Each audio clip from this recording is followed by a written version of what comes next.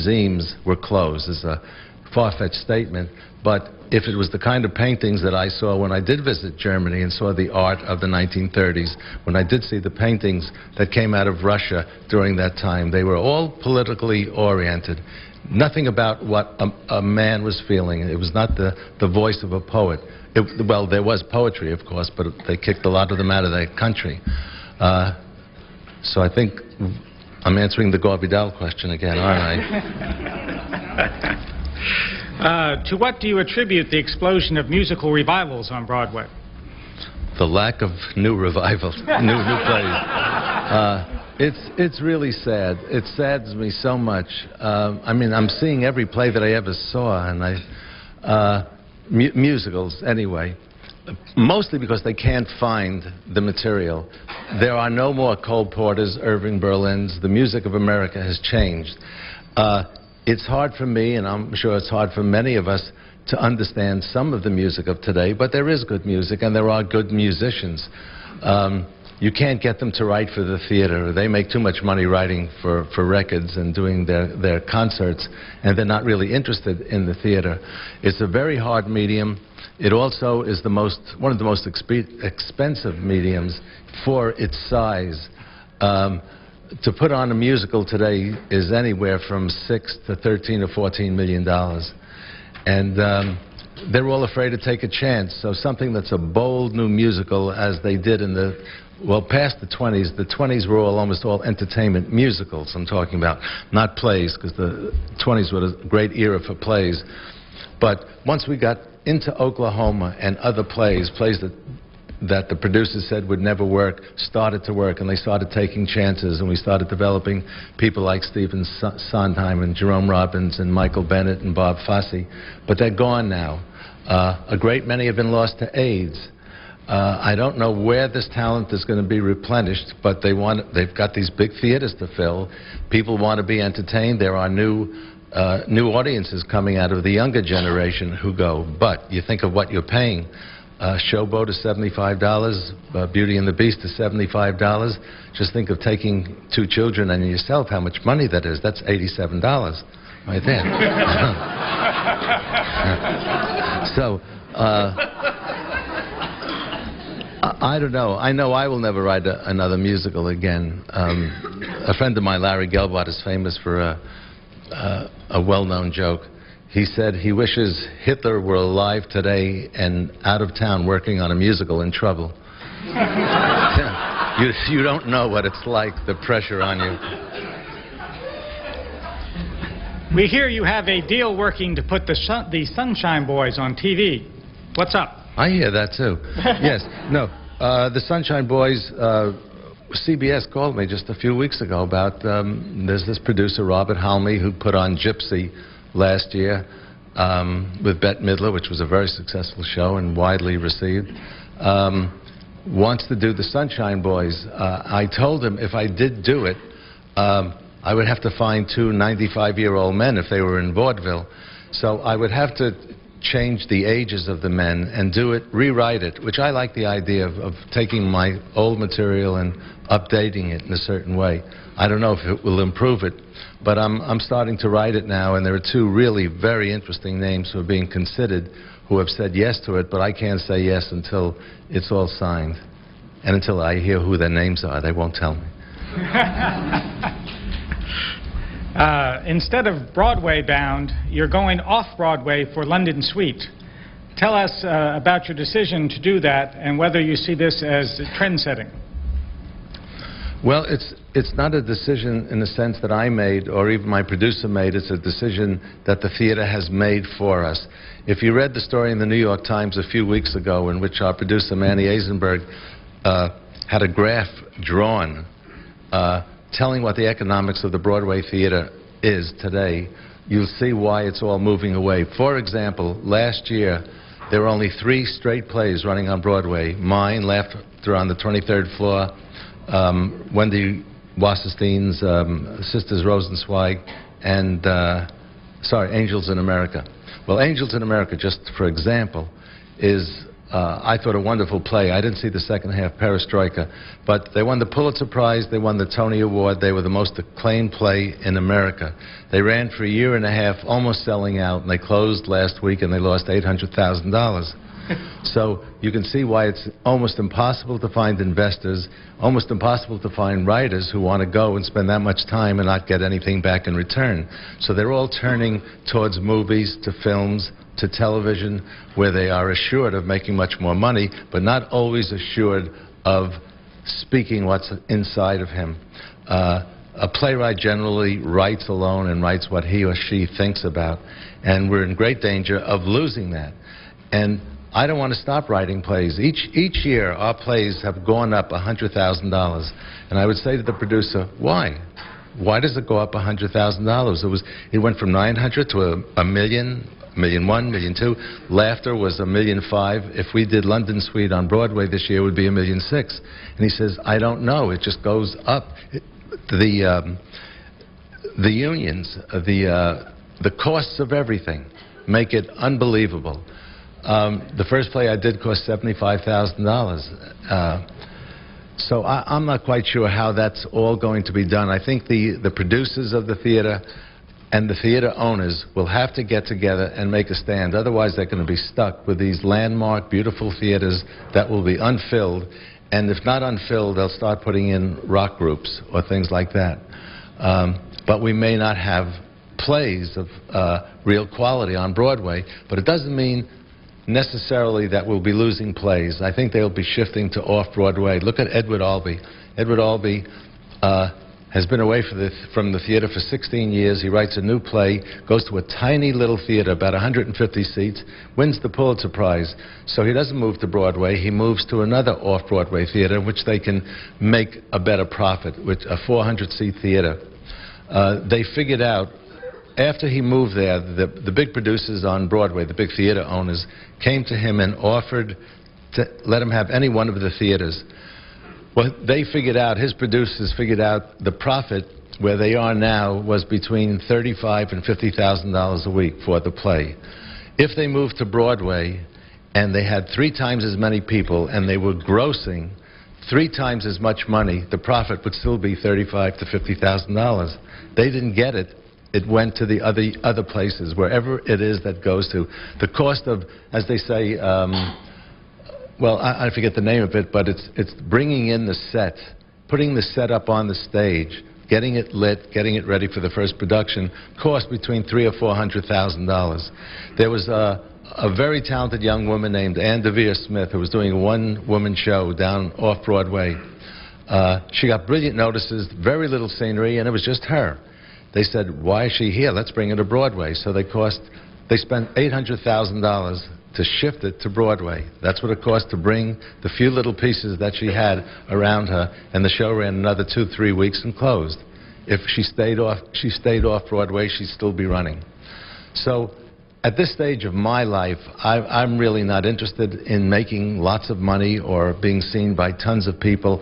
I just want a place to write plays for. I want to you do need the stamp of approval, in a sense, from New York, but it doesn't have to be from Broadway. If you get it from off-Broadway and off-Broadway critics, that's fine too. But then those plays will then go out to all of America, and eventually, as they do with almost all of my plays, they've gone out throughout the world. So I think we all have to accept the changes that are being made in America today and all throughout the world. This is going on in England as well. There are not lots of wonderful new plays coming to England as there used to be. You know, we used to be able to count on 3 or 4 really terrific plays, but John Osborne's not writing, and Harold Pinter is barely writing. Alan Ayckbourn, it writes occasionally. I don't know why it's stopping, but it is stopping. But I don't think it will forever. Then is it time to ask theater unions to make concessions to make plays more affordable? Well, they've been doing it for 40 years. They haven't gotten any place. I mean, they're still working with the contracts that were first drawn up in 1920. I mean, this it's not a battle with just the stagehands unions. It's with all of the craft unions. The cost of a set is unbelievable. Just in the case of stagehands, I don't mean to be picking on them, but it's the one that I know about. you're given a set of laws. For example, if you want to do a play that requires literally only 3 stagehands, they'll say, no, this play needs 8. And you've got to take the 8. And the salaries are somewhere like $1,500 a week. An enormous cost. If you figure it out over a year or a run of 2 years, it's hundreds and hundreds of thousands of dollars. Most theaters also, straight theaters that don't have musicals, have to employ 4 musicians who don't work. So a lot of the angry producers of the theater say, well, if they're going to get paid, they've got to come and sit there every night. So they come and they play cards in the back, but they get paid. It can't go on. Not just those unions, whatever else other unions are involved with this rise in costs. And there are some people that don't seem to mind because America is in the success business. When before in the last 5 years did we ever pick up the New York Times and open it up and see what the grosses are of a movie? I always thought the New York Times was above that. But it shows that everybody is interested in how much money people are making. And all of those things that you read about, that such and such picture grossed $120 million last week, is a misnomer in a sense. It may have taken in $120 million, but what really came to the studio is less than half of that. But they make the figure larger to attract the audiences. What attracts the audiences are good pictures, not always good pictures. How does writing for theater, television, and Hollywood differ? It's the kind of paper you use, generally, and the margins. For me, there's nothing as good as writing for the theater because you get so many chances to fix it. I spend anywhere from 6 months to 2 years writing a play, just by putting it aside after I've done the first draft or two, go back to it, rewrite it. But I have nobody from the studio who comes and says to me, I think this is what you should do, because it's not one person, it's 19 minor executives plus the people who work for them. So you get 50 notes of telling what your screenplay should be about. I was speaking to Robert Redford a few weeks ago about when he made this wonderful film, The Quiz Show, and I said, what do you do about those notes? He says, you look at them, you tear it up, and you go make your movie. The theater consists of you and the director, primarily, the producer sometimes, but all of the creative decisions are made by me and the director, and it's the way to do it. It's what I have to say and how he is going to interpret what I have to say. It's the complete opposite in films. It's what the director wants to say and what he tells the writer to write to help him tell what he wants to say. For example, I did a play, Brighton Beach Memoirs. In the theater, it's sort of an unwritten law that, and possibly is a written law that I don't know how many people pay attention to, but nobody can rewrite the writer of a play. In films, anybody can be rewritten unless you have a special contract with a company. But there I go again. My mind goes sometimes. No, I was just trying to figure what city I was in. Yes, thank you. That's why I got married, because she tells me all of these things. No, Gene Saks directed Brighton Beach Memoirs on stage, and he would come to me and he would say, Neil, what about this sentence? Do you think we need this sentence? Maybe it's superlative, and not superlative, but if it was superlative, I'd be very happy. I'm superlative right now. I said, I think we need it. I think it's important. He'd keep it in, and sometimes it would get down to a word or two. Like he says, you know, there's an expression, I need a handle to the sentence. For example, instead of saying, where are you going tonight, the handle is, listen, what's that, where are you going tonight? It seems to be a better rhythm for the actor to say. So we would talk about minor things like that, but in a sense, I always had the last to say about it. And Gene, who's a wonderful director, he's a great stage director, when he made the film of Brighton Beach Memoirs, he filmed it, I watched it. We didn't even talk about what was in or out. He filmed everything that I wrote. But when I saw the first cut of the film, 3 major scenes of the film were cut out by him. And I said, what happened to those scenes? And he said, they didn't work for me. I didn't have that choice. The director has the choice. So I don't choose to write for films. I do it occasionally because you get the chance of maybe making a permanent record of something that's good. But I think less than half of the plays that I like that I've written made good movies. A few like Sunshine Boys did, The Odd Couple did, Biloxi Blues did, Brighton Beach didn't for me, The Goodbye Girl did, but so many others didn't, because I have no idea what the man behind the camera is doing, what he's shooting, and he's shooting it from 8 different angles. When I write, I only picture the proscenium. I know what you're seeing right now. You're all looking at me. But in the theater, when they shoot it, he could be up there, he could be over there, or underneath the table. And it changes the meaning of the words. And as it should be, I guess, they don't need as many words. And I'm a wordsmith. So that's why I don't like working for films. What was the other medium? Radio?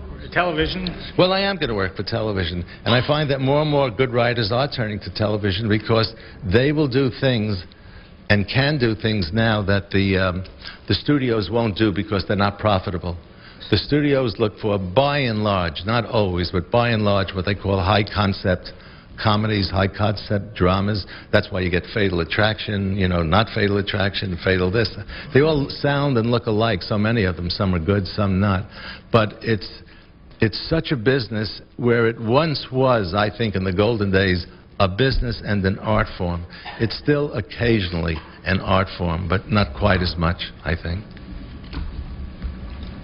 This questioner would like to know, how about writing a play based on the story of Mrs. Hammond, something like The Crucible? Well, I tend not to like to write about current events, current political events either, because you can't get it out fast enough. By the time my play will be written and on the stage, the Mrs. Hammond's event will have been taken care of one way or the other. I'm not really a political writer. I think what I write best is about behavior and relationships, because I think they've been pretty constant since those people who drew in the cave. You know, if there were 2 men in a cave, they would be the odd couple. From your TV comedy writing days, who measures up now? Seinfeld, Paul Reiser from Mad About You? Well, Seinfeld is really interesting because he's like Jack Benny. He's wonderful because he doesn't mind that the other people get the laughs. He has a certain amount of laughs, but Jack Benny would have enormous amount of laughs in his scripts, but the only thing he demanded is that he had the next line after the laugh, because he wanted to be the one to control the timing. He wanted to know when the audience should listen again. So he would say, "Now stop that, Phil." Something like that. He would just interject. I like the Seinfeld show. I think it's a funny show. I mean, what's his name? Paul Reiser? I like him. I think he's funny. I don't know. I'm thinking of doing one myself, because I haven't done one since about 30 years, and I wouldn't spend a lot of time with it. I mean, I would get it started and do 3 or 4 episodes, but I would hate the idea of staying, as some people do, years and years. I think Seinfeld is going to leave at the end of this season. It gets to be a job rather than pleasure. Tell us more about what you're planning for television. Are you talking about the Sunshine Board? Well, the thing with planning for television is a television series based on Laughter on the 23rd Floor, but I would have to update it. I don't think they want to see something about what happened in 1953, because by and large the largest audiences are the young audiences in television, especially for comedies. But I just think the basic premise of 6 or 7 men and women writing in the room, as I remember it, it was like a small war going on every single day.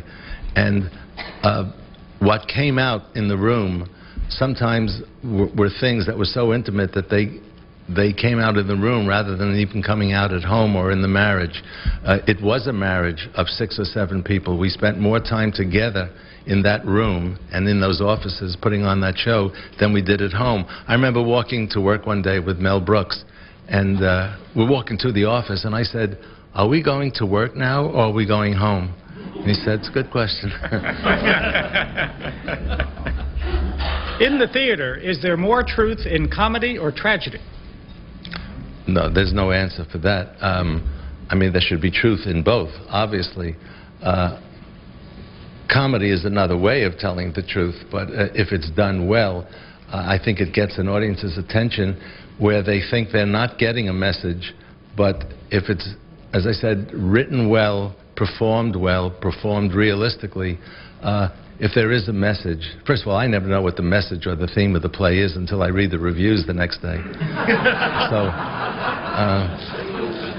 I'm not a thematic writer. I'm an instinctive writer. I just start on page 1 and just keep going, and I never want to know what the characters are going to say. I don't even know what the play is going to be about. When I started to write Lost in Yonkers, it was about a father who had to leave his one son in care of his mother, the father's mother, because he had to go work to pay off the hospital bills. As you start to work on it, you say, wait a minute, there's no one for the young boy to talk to, so I gave him a brother, because I had a brother. Then when I started to think about why the mother, this grandmother, was such a torturously mean and cruel woman, we find out that she went through a very, very difficult childhood coming from Germany in the pre-Hitler days, but still when Jews were not safe almost any place in the world.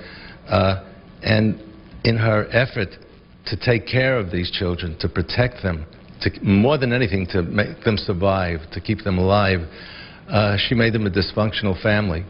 So once I did that, I changed the character of her daughter, Bella, to the kind of, not retarded, but a person who had not grown emotionally or mentally in certain areas above the age of 13 or 14, and yet there was a woman inside of her trying to get out. So that play grows, and that's what's so joyful about writing a play, is that it grows within you, and it takes a long process. You could think of it one time and not get to it 2 or 3 years later. It's germinating, and I often think that the plays write themselves in your mind while you're working on something else, because when you get back to that play, you take it out of the drawer and see the 30 or 40 pages you've written, you now understand what to write. You've learned about it, but it's subconsciously. I could show you the back of my head. You'd see how I could do it. Of course, every time I'm sure you appear, you get asked this question. Can you tell us what you consider your best play and your worst play, and your work that you would like revived on Broadway, cost notwithstanding? Well, that's a hard one, because it is asked so often, and one tends to always answer the one I'm working on now, because it feels the freshest. I have a way of, and I think a lot of writers do this, because I read a lot of biographies of writers. I want to know how they're thinking, too. And you seem to cut off from your play afterwards. It's a little bit like giving birth to a baby, but you don't raise that baby. That baby grows up on itself. I feel that the play is not mine anymore. Sometimes I feel self-conscious about going backstage after 6 months to see a play of mine, because the actors are still living it. They're still those people, while I have moved on to another place and another place in my mind. So it tends to be what I'm working on now. I'm having a wonderful time with Lost in London Suite, because I think I've gone in a couple of the plays to new areas of writing for myself. And I think going off-Broadway, in a sense, gives me the latitude of writing maybe a bit more experimentally than I would have to on Broadway to fulfill the demands of some of the audiences, some of the critics. What bothers me a lot is on opening nights, when you have a play on Broadway, and it used to be a big, exciting night. I've done it 29 times now, so it's not the same thing, but there'd be 2,000 people coming to a party, approximately. That wouldn't be right, because there's only 1,300 in the theater. But they'd come and they'd rush up to me and they'd say, have you heard anything yet? Meaning, is it a success or a hit? Instead of, we really loved the play. It really said something to me. They just want to know if they went to a hit. And it's a very cruel business, because if you do have a hit and the reviews are great, your phone doesn't stop ringing the next morning. If it's a flop, your phone doesn't ring, and there is nothing so loud as a phone not ringing. Do you think that Washington takes itself too seriously, and can the Clintons be saved by developing a sense of humor about their predicament? Well, I mean, I don't know what's going on through his mind now, and I don't know that he doesn't have a sense of humor. I've heard him make a lot of speeches in which he made me laugh and made an audience laugh, because I think he's a very bright and witty man, but he's going through very, very difficult times, and I think almost anybody in office right now would go through difficult times. I don't know about the sense of humor in Washington. I don't live here. I'm not even sure I'm here today. But I must say that over the years that I've done a lot of plays, I must have done 15 plays here, going back to Barefoot and Sunshine Boys and Odd Couple. I mean, the first time around, not when we toured it. The audiences have always been receptive. The most difficult time I ever had in the theater on an opening night was here in Washington with Lost in Yonkers.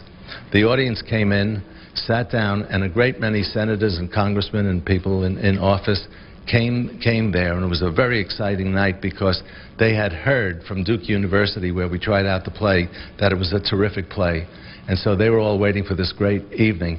And as I walked backstage and was going towards the back area, I passed by the stage doorman who had the television on, and there was a little crowd around it, and the war had broken out in the Middle East. And I said, tonight? Tonight? I mean, I don't want a war, but why tonight? And so now the audience didn't know this. They sat there in their seats, and suddenly you saw 25 Secret Service men running down the aisles, and they knew exactly where every one of the senators and congressmen was sitting, and they would call them, and they would get up. So now the curtain is up, the play is on, and people are getting up all over the theater. And I said, this is a writer's nightmare. But finally, some of them drifted back in towards the second act, and they were told that things went well and things are going to be all right, and they came to the party, and we got a dreadful review here in Washington. But then we got to New York, and the play won the Pulitzer Prize, so sometimes bad beginnings are good endings. We are, unfortunately, I've gotten the signal we are about out of time, although there are many, many more questions. But first, before asking the last question, I'd like to present you with a certificate of appreciation for being here. Thank you. And, oops, there it is.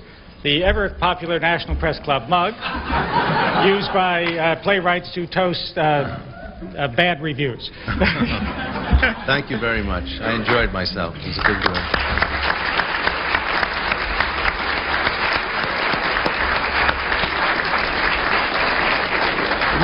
The last question is, you wrote a marvelous little piece in the New York Times after a student in Winston-Salem asked you about creativity and about how long it took to write for you to write a play. Do you recall that? It had to do with pinballs. Oh, yes. No, I never remember things like that. No, I don't. I do remember the pinball thing, but I don't know what it alluded to. These things don't stay with me long, but I think probably it's the way I think an idea goes in your head and starts to play around inside your head like a pinball. It goes bang, bang, bang, up there, bang, there. You miss some, it goes down the chute, you put another ball in, it goes around this one, light starts lighting up. When I think of something that's really good, I get really excited. I jump up and down, and I come home and I want to tell Diane about it, but I wait until I have about 20 pages or 30 pages before I show her something. Sometimes if I feel so confident about a play, I won't even show it to her until it's over, or to the producer or director or anyone. So the joy of creation for me, that's why I speak up so much for the art and humanities. I think it's good for anyone to sit down and write, whether you're going to sell it or not, or try to sell it. To write by yourself, for yourself, to write your own diaries, to write your own private thoughts are so cathartic and helpful and give you an insight into yourself and make you aware of things that you had no idea about. Even the simple little thing that a lot of analysts do, and where they say, write down the 10 best things about yourself and the 10 worst things. You'd be surprised how hard that is to do.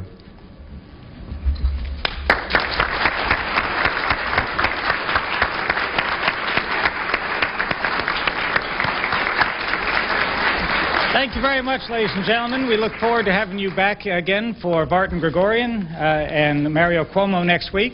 And that concludes our show for today. It's also very good at holding pencils. Oh, yeah? You write longhand a lot of pencils.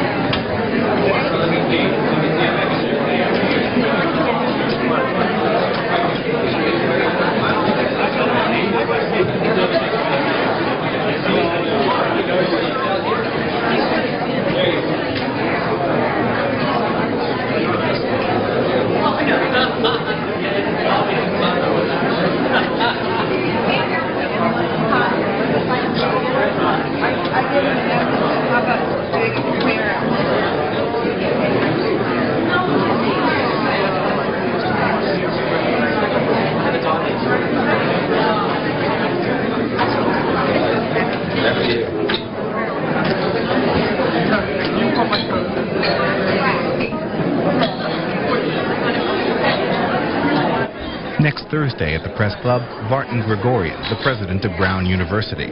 He'll evaluate American higher education. Live coverage is set for Thursday at 1 p.m. Eastern Time, 10 a.m. Pacific.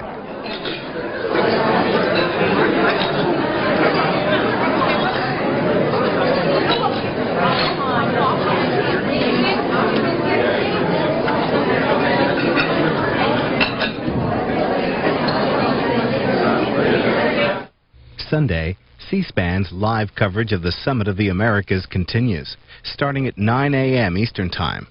We'll begin with a live call-in from Miami. At 9:30, you'll see the summit's plenary session, and at about 11:45 a.m. Eastern, another live viewer call-in. We also expect President Clinton to hold a news conference following the meeting of Western Hemisphere leaders, and we'll bring that to you when it happens.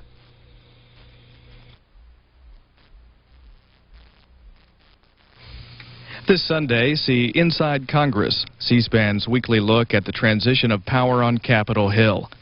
As the orientation process continues, we follow Senator-elect Bill Frist of Tennessee. He's interviewing job applicants for his Washington staff. We also attend orientation receptions with Representative-elect Bob Barr of Georgia. And you'll see highlights of a freshman orientation event in Baltimore. Inside Congress, this Sunday, immediately following live coverage of the Summit of the Americas at about 1:30 p.m. Eastern Time. See the 6th reenactment of the Lincoln-Douglas debates of 1858, Sunday on C-SPAN 2. During this debate at Quincy, Illinois, Senator Stephen A. Douglas expounds upon politics and the Dred Scott decision. Well, it may be that the Republicans don't consider themselves to be bound by the laws of this land.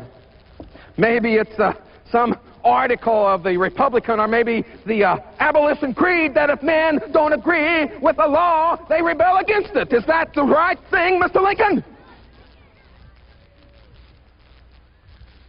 I think that Mr. Lincoln will indeed find some honest men, some honest Republicans who think that that is monstrous bad doctrine.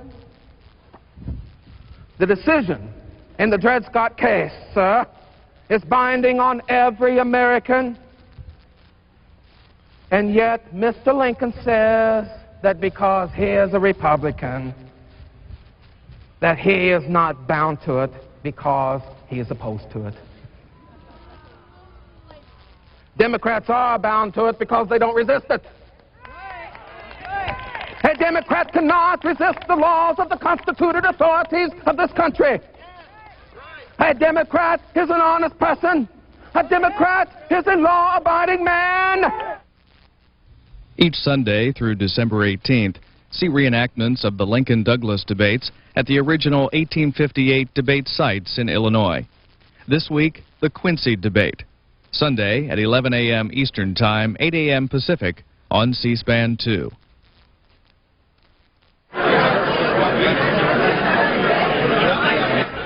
Next, live coverage of radio talk show host Rush Limbaugh's speech to the Republican Freshman Orientation Conference.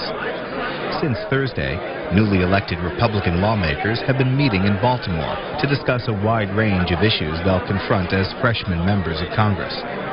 Topics covered at the meeting include federal mandates, families and taxes, congressional coalitions, and foreign policy. Tonight, Rush Limbaugh is expected to discuss Washington and the news media. You'll also hear from William Bennett of Empower America.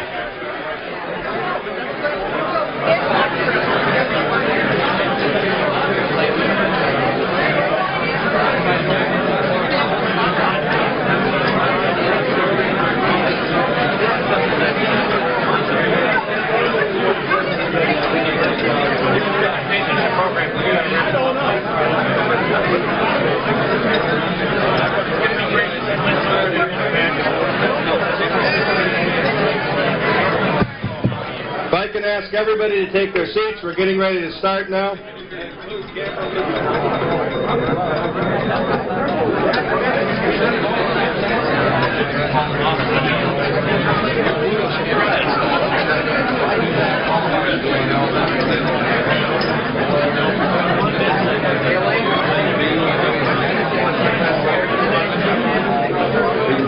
our seats. We're getting ready to start with the program. We have television cameras whirring.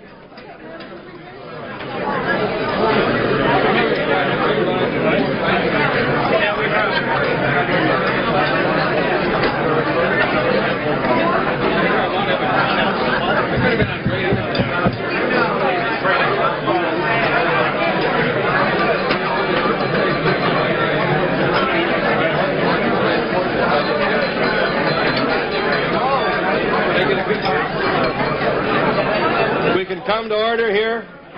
Everybody take their seats. We are being televised. Watch our manners. Mind your manners. Pay attention.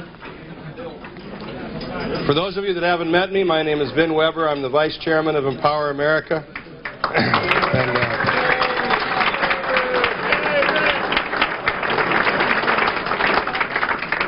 Thank you. That was nice. And like all the rest of you, I haven't stopped smiling for a month. Let me just say very briefly, again, as I did to all the freshman members when I began speaking, what a tremendous pleasure it is for me as a person who served for 12 years under the heels, respectively, of Tip O'Neill and Jim Wright and Tom Foley to be with the troops that are going to elect Newt Gingrich Speaker of the House in January. Congratulations.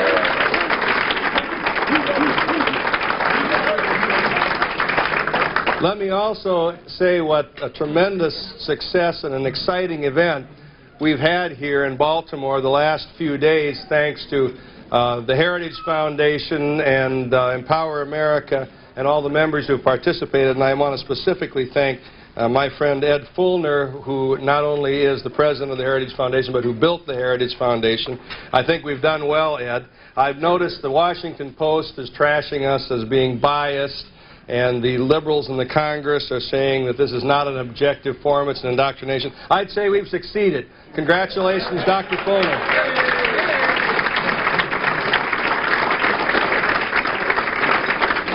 To give you an idea of sort of the attitude with which we approach tonight, following this event, there's going to be a little cocktail reception back in the Crown Suite on the 21st floor in the hotel. Make a note, the Crown Suite, the 21st floor of the hotel. And Dr. Fulner told me to introduce it as the Afterglow Hour. So you're all invited there at that point. You can only enter through the lobby. I'm going to make some introductions of our guests tonight, but they're going to be probably more brief than they need to be. I asked my friend Bill Kristol, with whom I sat at dinner, how I should introduce both Rush Limbaugh and Bill Bennett, and he said, well, they are two very big guys. I said, I'll quote you as saying that. I won't say that. They're also two best-selling authors. But before I actually get into my introduction of these two guys, what I would like to do is, Rush, I must say to you, I don't know how many people are there in this room tonight, but if there's 100 people, 100 of them want to do something for you. If there's 200, there are 200 that want to do something for you. So we have decided we're not going to let everybody, but there are a couple of people that have very special presentations to make to you, and I'd like to allow them to make it, and then I would just like to say a word or two before introducing you for your remarks. The first person who has a presentation to make to our speaker in a few minutes is the new member from the state of Wyoming, who comes from a very distinguished tradition, occupying a seat once held by my friend, whose office was next to mine in the Congress for 6 years, the former Secretary of Defense, Dick Cheney. And I'd like to introduce for a presentation to our first guest, Rush Limbaugh, the Honorable Barbara Cuban.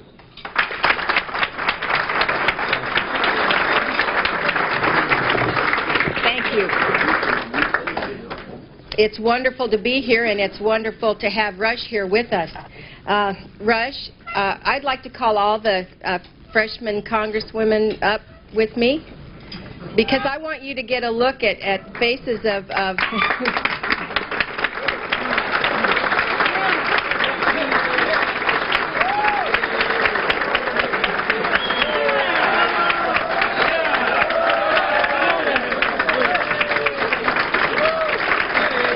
Thank you very much. Thank you. Thank you. Thank you very much. We just wanted you to get a look at a group of women who are active in government and politics, and there's not a feminazi amongst us. We're not going to get in your face. We'd rather be in the room with you. On behalf of the freshman class, all of us women of the 104th Congress want to present this plaque to you tonight. It reads, "Rush was right." And Rush is right in the center of the target, and all of the big media outlets they just missed the target. And Rush was right. You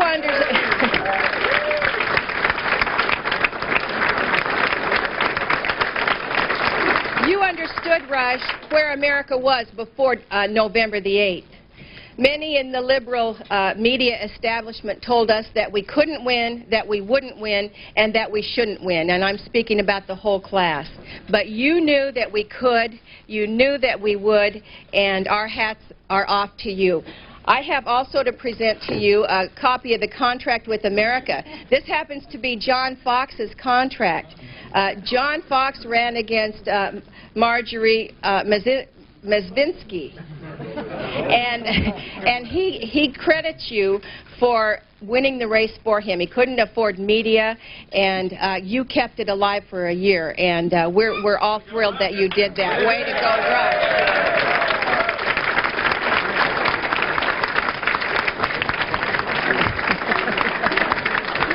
74% of all of the daily newspapers in the media gave endorsements to our Republican or our Democrat opponents.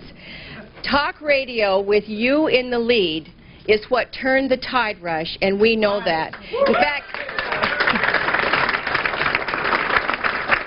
you were the voice that everyone else could follow. In contrast to Sam Donaldson, who in his program decided that Americans were acting like a bunch of 2-year-olds and had a mass temper tantrum on Election Day. But we know that's not the way it was. Rush, you know America. You were right in predicting that the American people would liberate Capitol Hill. The establishment media was wrong. They still don't know where the American people are, and we as a class thank you very much. We also have a gift, and I showed it to you before. It's the contract. We signed it, we believe in it, we mean it, and we're going to do it.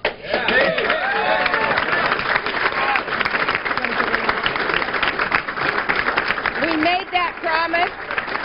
We made that promise to your audience and our constituents, and with your help we were able to fulfill the first part, and now we will do the rest. And thank you very much. Thank you for being here. Thank you.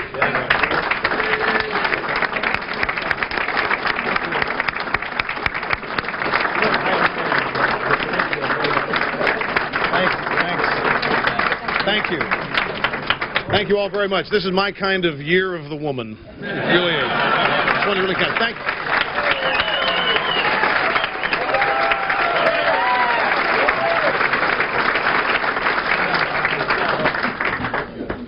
Thank you. I'm told by one of our audio people that we need to ask the engineers to turn the volume up a little bit. Nobody cares if they can't hear me, but in a few minutes they will care. The second presentation to Rush Limbaugh is made by a spokesman on behalf of the entire freshman class, appropriately named from the state of Michigan, the Honorable, or soon to be Honorable, always been Honorable, soon to be formally Honorable, Dick Chrysler of Michigan. All right.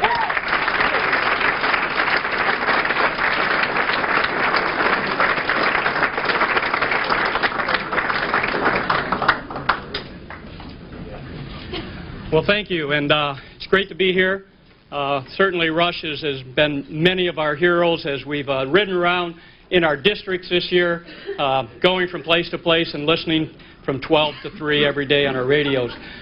And we, as the freshman class, would like to nominate and make Rush Limbaugh an honorary member of our freshman class and present to him today a pin that all the freshmen got called the Majority Maker, because surely he helped us become the majority.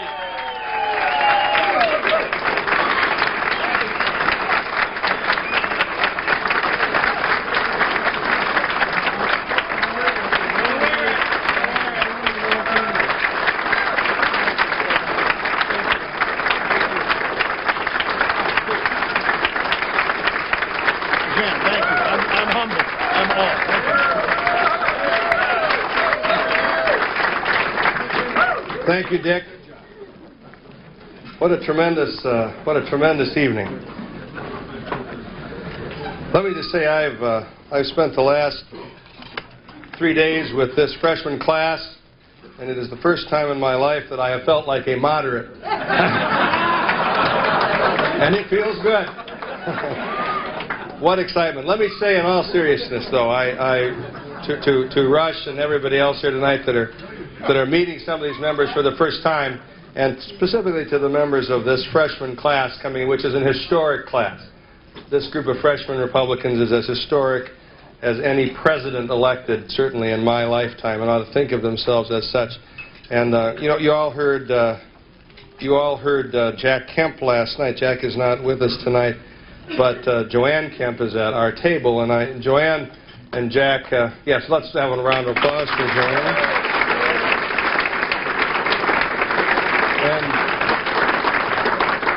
I remember, when I first ran in 1980, Jack and Joanne were there, and when we all came into Congress, they were there, and Joanne Kemp has gotten to know every freshman class of Republicans for a long, long time. And I just asked her for her reflections on this freshman class of Republicans, and she was very excited and said to me something very profound.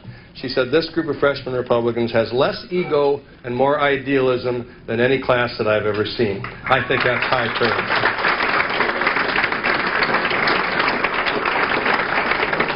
Now, as to the introductions, I do have a job of introducing two very big guys, both at the same time. We're going to introduce Rush Limbaugh and Bill Bennett, and then following their speeches, they do want to take some questions. So I'll keep my introduction short, but keep in mind after they're both done, we'll take some questions for both of these people. What can you really say about two people who don't need any introduction? First, about Rush Limbaugh. 659 radio stations, 225 TV stations. I don't know that you need to say a lot more than that. Everybody, sort of knows about this generally, but do you really understand the magnitude of it? The magnitude of it was better brought to me by one of Rush's people. He said, well, do you understand that in any 15 minutes that he's on the air, more women listen to him in the state of California alone than the entire membership of the National Organization of Women. That's significant. That's significant. And in terms of this class of freshman Congress people, this historic Congress that's going to be sworn in just a few weeks, it's important to understand that Rush Limbaugh really probably is as responsible for what's happened here as any other person. We have somewhere in the audience tonight a good friend of all of ours, Frank Luntz, who did a lot of the polling for Newt Gingrich and the House Republicans in the course of this campaign. And I asked Frank about Rush. I said, what did he really do? There's a lot of people that are on our side that I think are wonderful people. He said, well, let me put it this way to you. We asked after the election about talk radio. And people that listened to up to 4 hours of talk radio were slightly more inclined to vote Republican. People that listened to 5 to 9 hours of talk radio, now, I mean a week. A week. I know some of you are thinking a day. I mean a week. 5 to 9 hours are moderately more likely to vote Republican, or were. But the people that listened to 10 hours of talk radio a week or more voted Republican by a 3-to-1 margin. Those are the people that elected the new Congress. That's why this is the Limbaugh Congress. The only problem is that as we approach 1996 and the opportunity to take control of the whole government, Rush, these people may well insist that you go on the air 24 hours a day, and how you pull that off is really up to you. Bill Bennett, on the other hand, has been my opportunity to work with at Empower America for the last 2 years, where he's been our co-director. And I really mean, when I talk about Bill Bennett, I don't know of anybody that framed in a way, some of this is symbolic, but some of it is really quite real and directed to the things you talked about. It's hard for me to think of anybody that framed this election in terms of his own life, what happened to him in the last year or so, better than Bill Bennett. He started out in January of 1993, as a senior fellow at the Heritage Foundation and a co-director of Empower America, issuing something that many of you are aware of called the Index of Leading Cultural Indicators, which was, I believe, the most widely circulated and requested document in the history of the Heritage Foundation, and talked in very negative and pessimistic terms, because that's the fact, about the decline of America socially and all the problems we were facing as a country.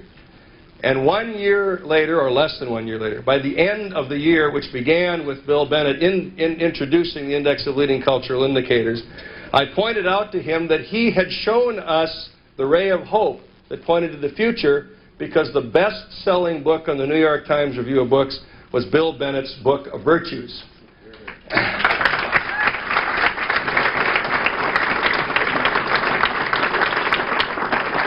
So the country that had been in decline a year before saw the solution to their problem, which Bill Bennett explains to them regularly. And if I'm not stretching too far, a country that saw a huge problem in a Congress that had built the liberal welfare state and was ratifying it day after day after day after day, and had caused the decline in confidence in our country.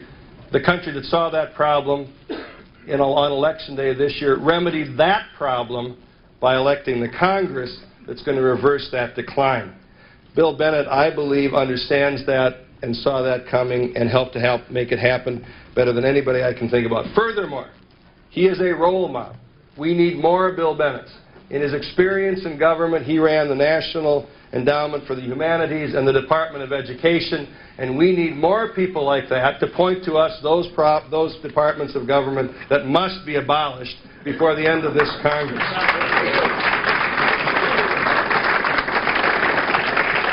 The only injustice of what I'm doing tonight is that you can't do two things at once.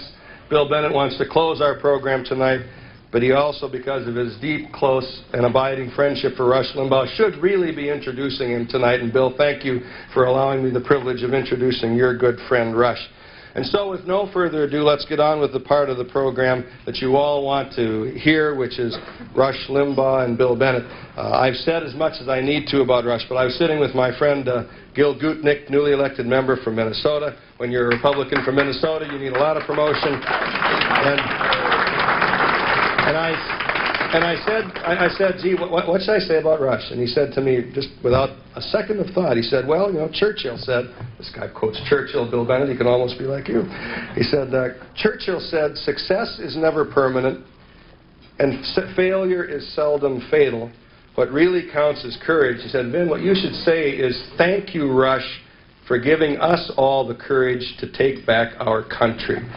My friends, it's a great pleasure to introduce Rush Limbaugh.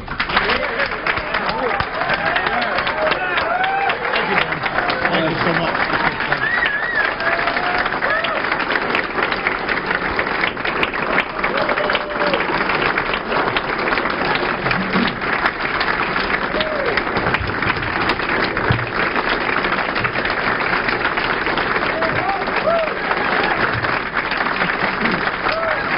Thank you all very much.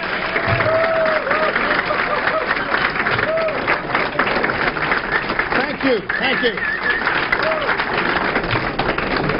Thank you very much. They asked me to keep it short because there's a lot going on, so don't screw up. Thank you very much for having me. It's a great pleasure. Now, I'm overwhelmed. I really am. And you've taken me off my game here with these platitudes and introductions. I was just sitting here in my seat, and some reporters from newspapers who have early deadlines came up and started asking me some questions. And among those questions was, so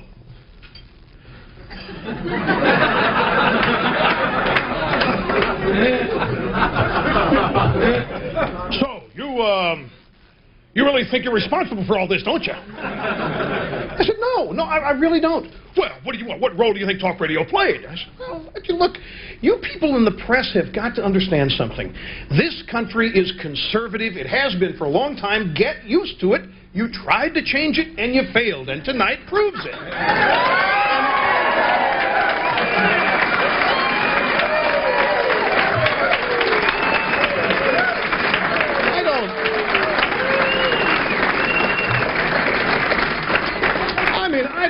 don't mean to be confrontational here. I really don't. But my friends, I've got to speak openly and honestly about this. To all of you in this room, the freshman class of 1994, I mean, for me to sit here and actually think I had some serious, profound role in it, you are the ones who took the risks. You are the ones who ran for office. You are the ones who raised the money. You're the ones who took the flack. You're the ones who took the heat. I mean, I'm just a media guy who happens, and this is a key, and I think that all of you should never forget this, because these reporters who asked me questions about talk radio were all trying to say, in a roundabout way, that I took a bunch of brainless people and converted them to mind-numbed robots, and every day would send out code in my show that would force them to march to the polls on November the 8th and pull the lever I wanted them to pull. And the fact of the matter is that's not what's happened. There may be some talk show hosts who do that, and there may be some talk shows. I don't think they're the majority. I think that the reason you're sitting here tonight and liberals aren't is that you understand that the American people are intelligent, they are aware, they care, and they know what's going on, and they are not a bunch of mind-numbed robots. They may have been at one time and have awakened from it now. And what happens on talk radio is real simple. We validate what's in people's hearts and minds already. These people are living their lives conservatively. They care about what happens to their kids. They care about their own futures. I mean, to think that I came along and got people concerned about those things for the first time in their lives is ludicrous. And I mean this from the bottom of my heart. You guys are the ones, and I mean that generically. I'm in awe of you. You people, you took the risks. You are the ones who engaged the opposition. For whatever reasons you were motivated to do so, those are individual, and maybe some people had roles in it, but you actually went out and did the work. And I've learned something over the course of my life. That is that there's no harm in being honest in assessing your own role in your success. Too many people want to apologize for their success. Too many people want to overdo the humility, but I don't think you should, because this is a profound achievement. You've been told it's historic, and I'm not going to go into that, but it really is, and I am just flattered beyond my ability to express it, to even be considered a part of it by you. I am amused that the press is so concerned about me, but I am flattered beyond all of my ability to express, to be here tonight and to be spoken to and about as you all have. So please accept from me my heartfelt thanks as an American citizen for you doing what you've done and for wanting to do what you do.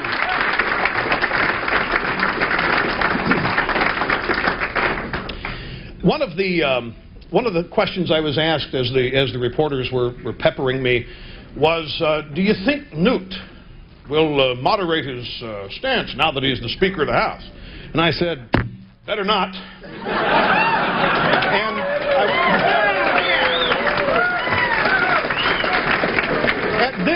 And at this juncture, I want to get into just. By the way, I was told to give you some advice about the media. You don't know how small I feel giving you advice, but I'll be glad to anyway, since I've been asked to. The first thing I'd like to tell you, you're coming into the Beltway, inside the Beltway. And as we're all human beings, and we all are susceptible to human nature, and we all want to be liked, we all want to be loved, and you all want to live in surroundings which are not hostile. But inside the Beltway, for people like us, this is not possible. And so sometimes, to avoid the hostility, we say things and then begin to do things designed to gain the approval of those who are hostile toward us. I want to warn you against it. I want to warn you, you will never, ever be their friends. They don't want to be your friends. Some female reporter will come up to one of you and start batting her eyes and ask you to go to lunch. And you'll think, wow, I'm only a freshman. Cokie Roberts wants to take me to lunch. I've really made it. Seriously, don't fall for this. This is not the time to get moderate. This is not the time to start trying to be liked. This is not the time to start gaining the approval of the people you've just defeated. No offense, Cokie. I use Cokie generically. It could be anybody. I don't mean to single her out. I really don't. But in all candor, folks, it's a thing that I think is crucial because a lot of people are looking for, the people who voted for you are looking for action. Everybody's euphoric, but if you stay rock-ribbed, devoted, in almost a militant way to your principles, you'll continue to be sent back here until your term limited out. And they'll love you for as long as you're here. But if you start trying to get, it's a simple trap. Everybody thinks that because you're conservative, you're an extremist. It's just in the Bible inside the Beltway. So now, that's the whole point of that question. You think Newt will moderate his tone? And the same thing about you. Well, you think these people, they got elected, but now they're going to moderate themselves. I would just urge you to avoid doing so. There are a couple things to look out for along the way that I've picked up primarily from the press, and I think that while there are exceptions to all of this, most of the press I call willing accomplices to the liberal power base in Washington, be it the administration or whoever it might be. And right now, the things that you care about most and the things that you've been sent here to do are being called a war on the poor. And that's designed to get you to moderate, to maybe not follow through as you have intended to on welfare reform and other cultural issues. Because what you're going to do is, why, it's cold-hearted, it's cruel to the poor, how dare you engage? And these attacks may get personal. And as they get personal, they get tougher and tougher to withstand. They get tougher and tougher to take. Because I bet you individually, all of you just like I am, nobody who ever met me, and there are exceptions to this too, of course, but nobody ever met me really hates me. Nobody dislikes me, and I bet most of you people are that way too. But boy, you get out there and talk to liberals and you are all hated. We are all despised simply because you're conservative. They don't even know you personally. And if you think it's anything less than that, please don't. I mean, never. You, I think now are going to be the targets. I told the members of the press who were asking me, I think for the next 2 years, you and Newt and whoever the presidential nominee is are going to be the recipients of the biggest media anal exam there has ever been in American history. Because, I mean, Clinton's had his had his, and it's get even time, folks. Because what you've done has angered, they've upset the apple cart. They still haven't yet figured it out. Illustration. 3 weeks ago, Washington Post, Jack Anderson column. I'm reading it in my home, minding my own business, offending nobody at that moment.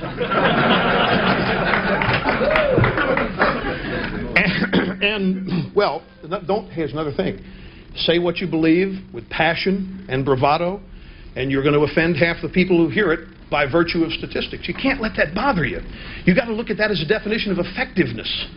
Now, I'm not talking about personally offending somebody. I'm talking about offending them politically. That's going to happen, and you can't avoid it. And you have to learn to take that as some measure or some side of success, because it means you're doing something. I'm reading this Jack Anderson piece, and it's all about secret meetings in the Oval Office and in Hillary Clinton's office about me. They're trying to come up with a liberal version of me. They're scouring America looking for some liberal host who can automatically end up on 660 radio stations. And I'm saying, if this were reversed, if this were Nixon, the Nixon White House, and there were some liberal host out there with 660 radio stations, and the White House was trying to find some answer to it, can you imagine what they would be saying about it? Hardly anybody mentions this one. And I think it's amazing because it illustrates that they don't know what's happened to them. They still think in the White House. Here's another illustration. The president's going to go help Boeing build airlines so he can better understand what Americans, a guy who's never held a job in his life, they're going to send him to the Border Patrol. They're going to have him ride around with New York cops. They still think that all this was PR. From Reagan on down to now, people fell for slick marketing and packaging. Oh, it couldn't be the substance of ideas that happened here. Everybody knows that nobody thinks conservatives have a brain. They think that they can just pluck some liberal out of the sky and put him on the radio and create a bunch of liberal mind-numbed robots. They haven't figured out that it's their ideas that beat them. They haven't figured out that it's the things they stand for that beat them. And you've got to continue to stand for them. I heard on the way over here, by the way, that they've come up with a new nominee for Surgeon General. Pee Wee Herman is...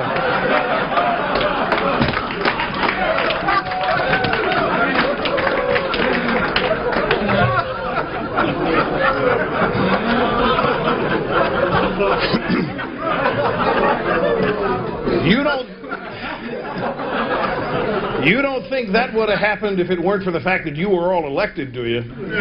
It weren't. I mean, this is a sensitive subject, and I'm not going to mention it because she got canned for it, but I'll tell you, she said much worse than this.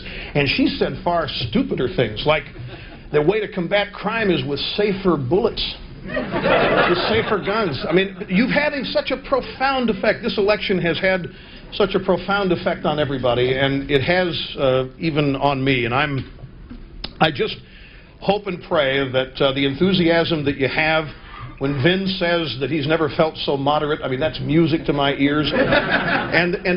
Because it indicates that, I mean, you people are loaded for bear, and it's easy to be loaded for bear now, and I know you can't wait to get started. And believe me, the country can't wait for you to get started. You are never, I don't know, and I'm 43 years old, so I never claimed to know from my heart what went on before I was born, but my lifetime, I know that there has never been a group of people elected to Congress more closely tied to their voters, to their constituents, than in this election. They are paying more attention to what happens in Washington than they ever have, because they have the ability to and because they're concerned. You look at all the polling data, and people were sent to Washington to do specific things. And I urge you, Godspeed, and pray for you every day that you will have the courage and just the temerity to go ahead and stick with it and get it done, because there's so many people pulling for you, praying for you, and hoping for you. I also, or how are we doing on time? I found, you know, there's been a lot of controversy. Well, I know, but I don't want to overdo. You know, I'm very cognizant here. I share, and I'm not very comfortable talking about myself, Vin. I don't do it very much, and so.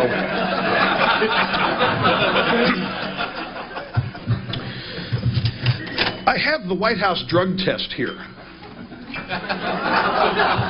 Did you know that the White House drug test is a multiple choice test? I was stunned. I didn't, well, let me give you, want to hear a sample question? Do I have complete the following verse. I am the walrus. A, you are the taxman. B, la la la la la la la. C, where have you gone, Joe DiMaggio? And D, cuckoo-ca-choo.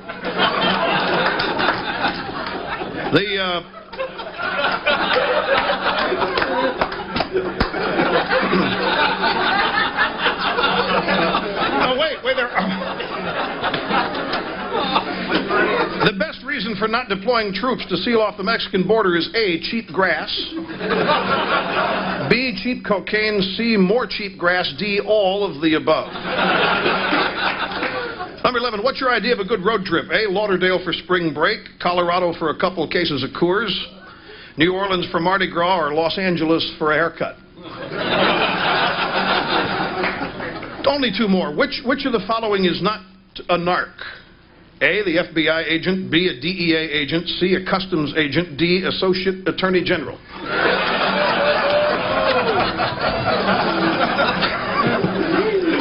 13, which of the following is forbidden from possessing a weapon? A, FBI agent, B, DEA agent, C, customs agent, D, former associate attorney general.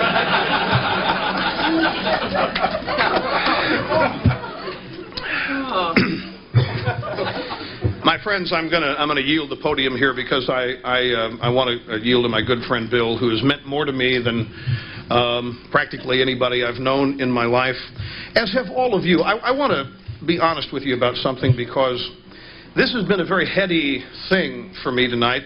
I thought I was coming here to make some remarks, and I'm given these awards by the women, freshmen, and made an honorary member of the class. And I'm very fortunate in that I have a radio show, where I can do whatever I want to do and say whatever I want to say. I have the blessing of total freedom because I'm a part owner of the program. First time in my career I've not worked with a boss, a program director who says you can't say that or you must say this. So I live with what I say, both in a programming and a market and in a financial sense. And I have grown up in this country at a time where the real pioneers of the conservative movement were sweating and slaving in basements, and they were heaped with scorn, and they never enjoyed the power base that those of us who are alive today have enjoyed. Without the early pioneers of conservatism and the brilliant intellectuals and the foot soldiers all working together who had produced some of the most marvelous things to read, some of the most brilliant thoughts to digest, and I wouldn't be where I am. And I never forget those who have really contributed to all the success that I've had. And I look at myself as simply someone who absorbs as much as I can, and then I have the freedom to simply replay it. And if I have an ability to do so in a way that makes it interesting to people who otherwise wouldn't care, then that's icing on the cake and it's a bonus. But I really mean from the bottom of my heart, and all of you out watching on C-SPAN, that I stand here today and accept all these nice things that have been said about me because of everybody else who has helped to make me what I am and who has provided me or have provided me with the tools that I have at my disposal every day, from the things I believe in my heart to the ability to express it in a persuasive way.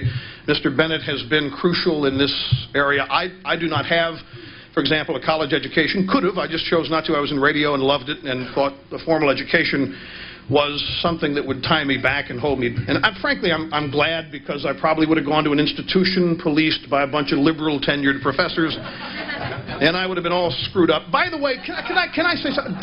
Let me give you one more piece of advice. Please, whatever you do, leave some liberals alive. I think we should have at least on every college campus one communist professor and 2 liberal professors, so we never forget who these people are and what they stand for. We can always show our children what they were and what they want. Living fossils, ladies and gentlemen. Keep them living fossils.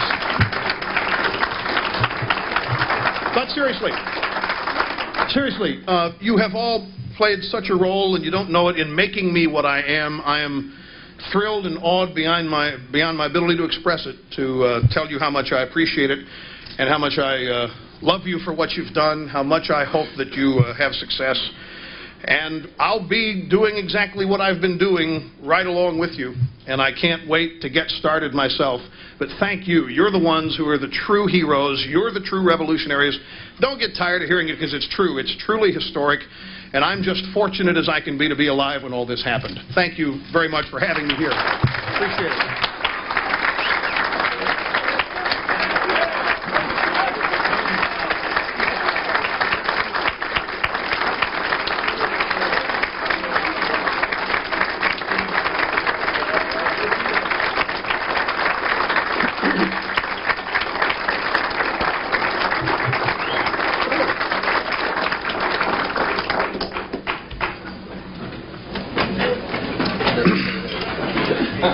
And now, ladies and gentlemen, look, I've already given you credit for making me everything I am, so come up and prove it. Bill Bennett, ladies and gentlemen. Thank you.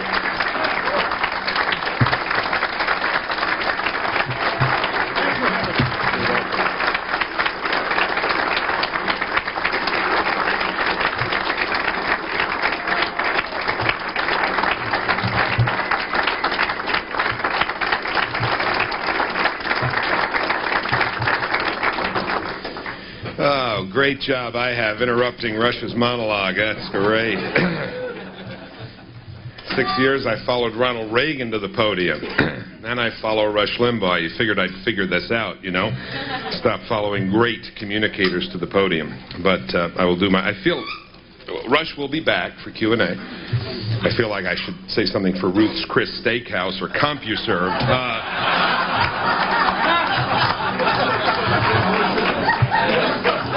Hear that sizzle. Anyway. We ordered the Patsy sauce. It's good. It's good. My trusted former chief of staff, now the gorilla of gurus in Washington, Bill Kristol here, in the middle of Rush's role, I said, I got to follow him. Bill was always good with advice, you know, smart, trenchant, to the point. I said, Bill, what do you think I should do? He said, I don't know, I'd bag it if I were you. I said, you'll be fine, just be real brief. So, I'll tell you 2 Rush stories by way of transition. True story, this week, we were on the phone a few times about this great event we're all experiencing. And Rush said, I looked at the roster of speakers. I said, I have nothing to say. I said, Rush, you're a good friend of mine. Just about anything you tell me, I would believe. However, I have nothing to say is not among the statements I would believe from Rush Limbaugh.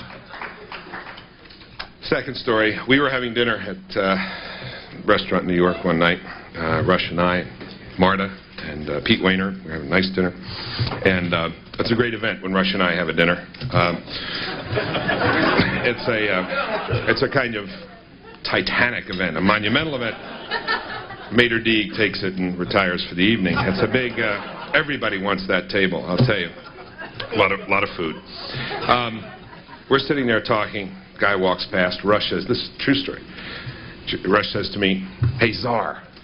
I said, what great one? This is something actually I want to take up with the new Congress. He calls me Czar, I call him Great One. It's kind of a guy thing. And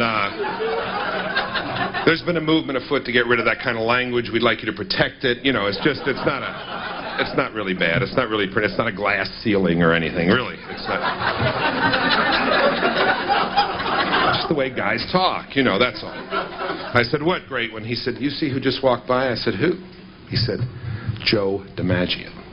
I said, what? I turned around. It's Joe DiMaggio. I said, yeah. So what do you think we should do? I said, well, our choices are to sit here like adults in the world of some accomplishment, or get up like a couple of teenagers and chase him out. Rush said, let's go. Right? So we chased him out. We got him before he got into his car. They introduced Mr. DiMaggio to Mr. Limbaugh. Mr. DiMaggio said, Mr. Limbaugh, Rush, I listen to you every day. Now, in your drug questionnaire, where have you gone, Joe DiMaggio? Joe DiMaggio's home listening to Rush Limbaugh.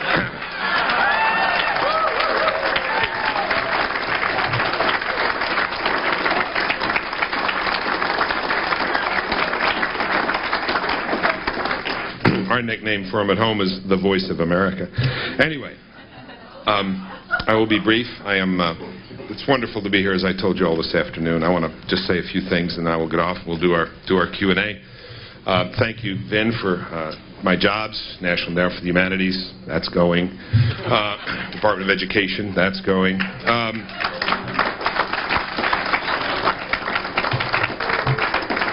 I'd appreciate if you would restart the war against drugs. It would be worth doing.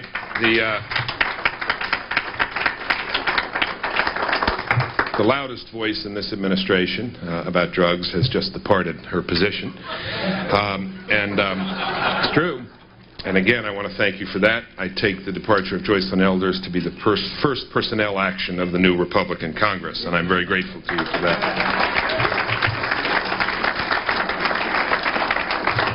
I do want to make one other introduction, because when I was drug czar, I did have one advantage in the job. I had this great title called Czar, which meant nothing, but was a great title. It did enable me to refer to my wife as Zarling, and our 2 little boys as the Zardines. So I would ask Zarling, would you just stand up for a second, please? Thank you.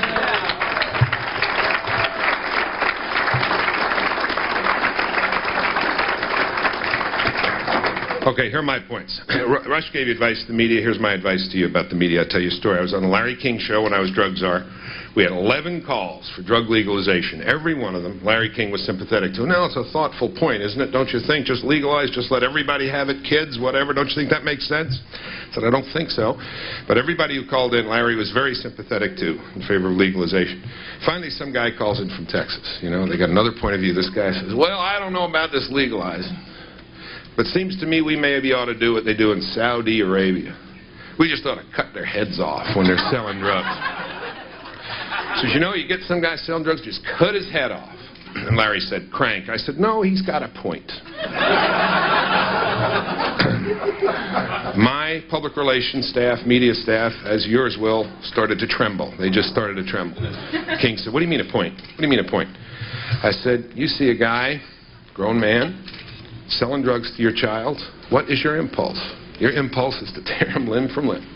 And that is a healthy impulse. That is a moral impulse. Folks, we got news, King said. Drug czar, George Bush's drug czar, calling for beheading. I said, well, not literally, but we could start with that concept and then work our way around it. Anyway, he went on and on and on. Headlines the next day, they had me with a guillotine in the cartoons. It was all over. Bennett calls for beheading of drug dealers, right? Anyway.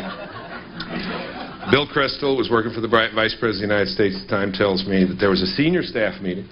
Oh my God, what are we going to do about this? What did Bennett say? Well, we can fire Bennett. Well, we already fired Bennett. He came back again, another job.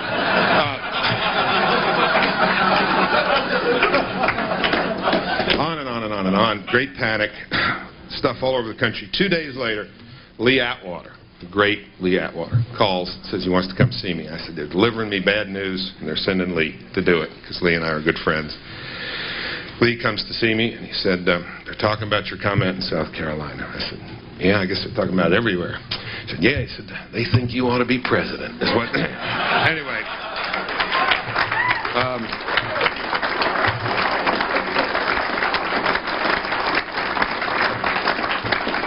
You know, I'm not going to be and not planning to be and not running. That's why I told the story. But remember Ronald Reagan's distinction. I got in big trouble early on at the Department of Education.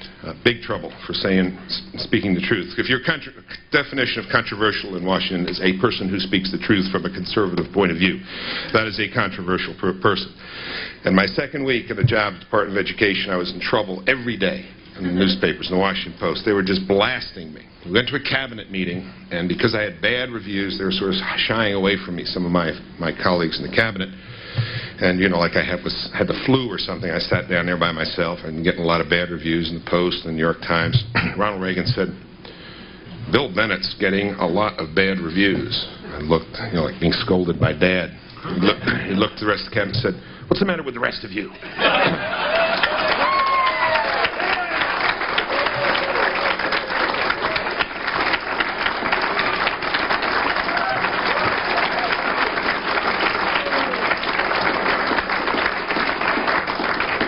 Here's a couple secrets and a story. We've got a lot of football players here tonight.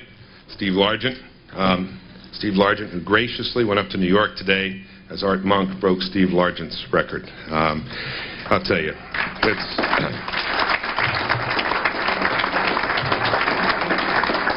J.C. Watt, Steve Largent. I think we ought to change that house, baseball game to a house touch football game. Let's see what happens. Any sport, actually. Any sport. It doesn't matter. Football metaphor.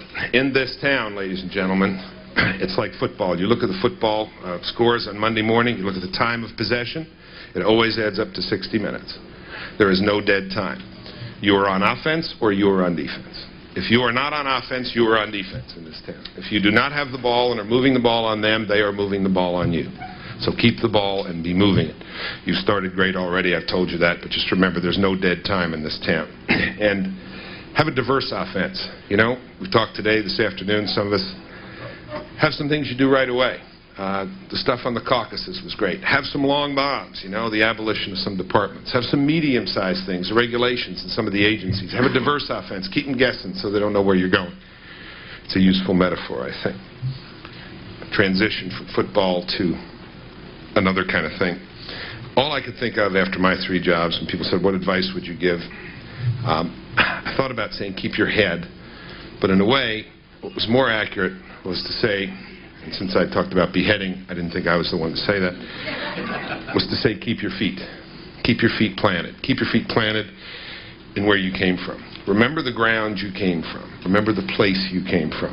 Remember that place. Go back to that place often. Stay in touch with those people. Keep those friends. Yeats has a great line in one of his poems. He says, though you are in your shining days, you are all in your shining days now. Everybody wants you. Everybody wants a piece of you. Keep the friends you had before you were in your shining days. Remember those friends. And keep your faith. Leave room for your faith.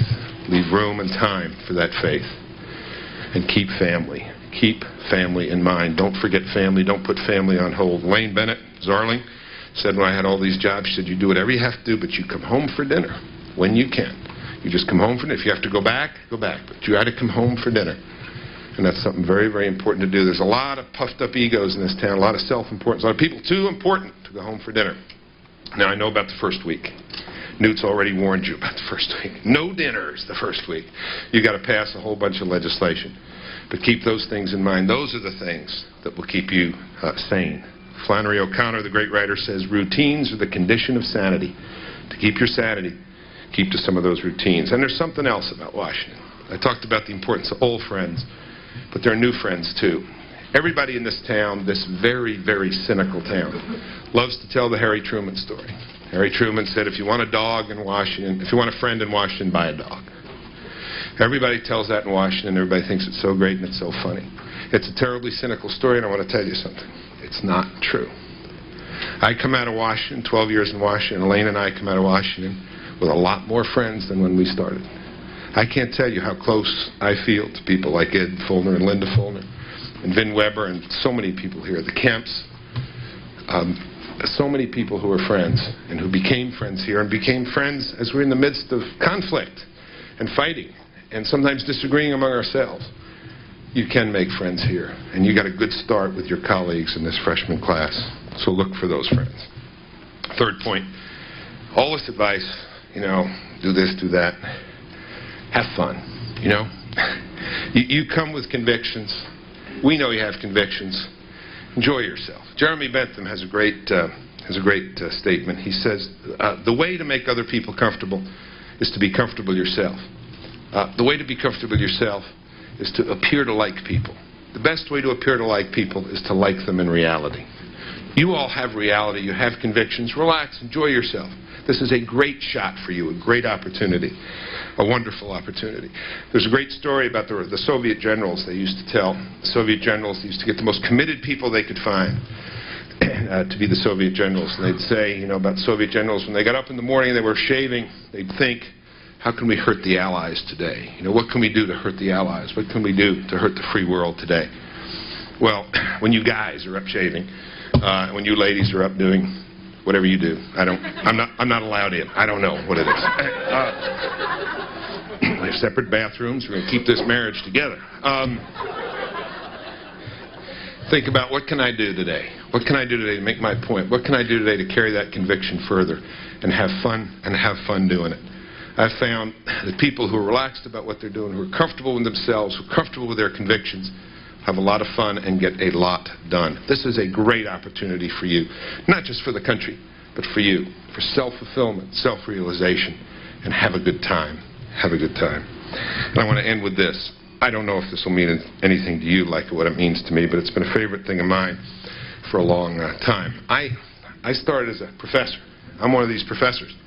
You could view this whole thing, this whole movement, or at least a large part of this movement, this conservative ideas, neoconservatism, and this Congress, as I suppose you could make the case this is a result of liberal tenure policy in the universities in the late 60s.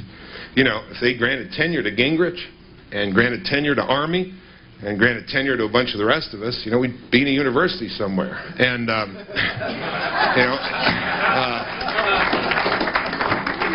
Bill Kristol, but they told Newt he wasn't welcome. They told Army he wasn't welcome. He had to find another job. Well, it came back, didn't it? It comes around. Anyway.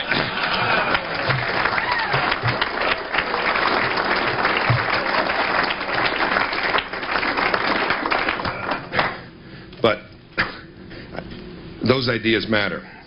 Little matters more than those ideas.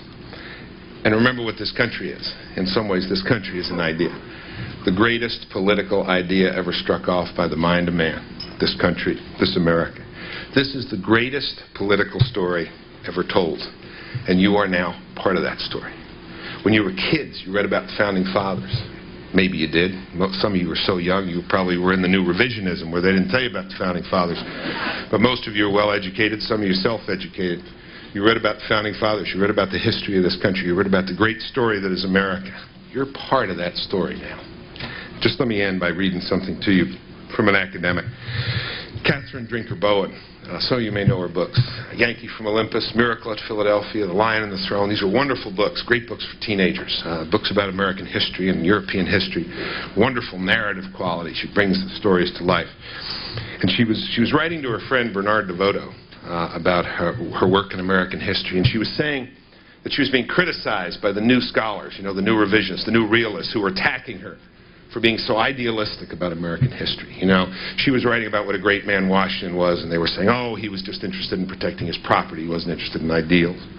And she wrote about how great the other founders were, and critics said, oh, it's all economic interest. You know this school of thought. This is the aha theory. These are the cynics and the dampers about America. And they assume the motivation is always small, always narrow, always self-interested. They don't see any of the greatness. They don't see any of the idealism. Well, Catherine Drinker Bowen writes, I was working at the time on our revolutionary period, and many were criticizing me. In distress, I wrote about my critics to my friend Bernard DeVoto, who's a great historian of the American West. Loved the American West, carried maps around, followed the routes of Jim Bridger and Lewis and Clark and all those great places in the American West. Well, anyway, Katie Bowen says, I wrote to Bernard DeVoto telling him of my chagrin because I hadn't made an adequate rebuttal to my critics who criticized me for my romantic view of America. And here's what Bernard DeVoto wrote back to her. Dear Katie, sure you're romantic about American history, but what your detractors left out of account was the fact that it is the most romantic of all histories. It began in myth and has developed through centuries of fairy stories. Whatever the time is in America, it is always, at every moment, the mad and wayward hour when the prince is finding the little foot that alone fits into the slipper of glass. It's a little hard to know what romantic means to those who use the word so critically and contemptuously. But if the mad, impossible voyage of Columbus or LaSalle or Ledyard is not romantic, if the stars did not dance in the sky when our Constitutional Convention met, if Atlantis has any landscape stranger or the other side of the moon, any lights or colors or shapes more unearthly than the customary homespun of Lincoln or the morning coat of Jackson, well, I don't know then what romance is. Ours is a story mad with the impossible. It began as a dream, and it has continued as a dream down to the last headlines you read in a newspaper today. And of our dream, there are two things above all others that can be said. First, only madmen could have dreamed them or would have dared to. And second, we have shown a considerable faculty for making them come true. The simplest truth you can ever write about our history will be charged and surcharged with romanticism. And if you are afraid of the word, you better give up writing history and go back to practicing your fiddle. Well, same for you. If you can't think of this as the great adventure for you, as the great romance of American history in which you now have a part, then go back to real estate or go back to small business or go back to lawyering or go back to teaching. But we've had an opportunity to listen to you and hear from you already today. And we know that that's the vision and the view of America that you share. So of that story, of which you read when you were children, the greatest political story ever told, you are now in the plot. You are now characters in that story. Keep that in mind, and there will be no advice any of us will need to give you. Thank you very much.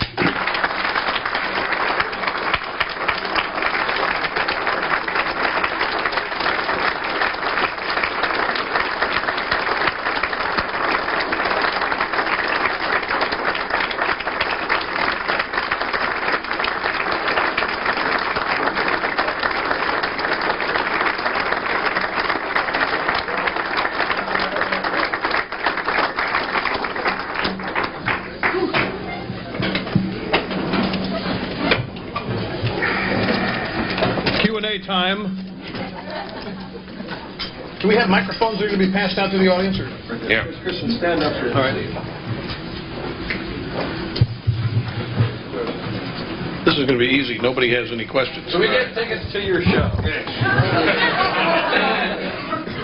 Where are you going? Where are you going? What? Where are you going? I don't have a show. I don't have a show. You like a show? No. I'm an author. Go ahead. Mr. Take this. Limbaugh, William Bennett has described you as the most powerful man in America today. I wondered if you considered that to be true. Yes.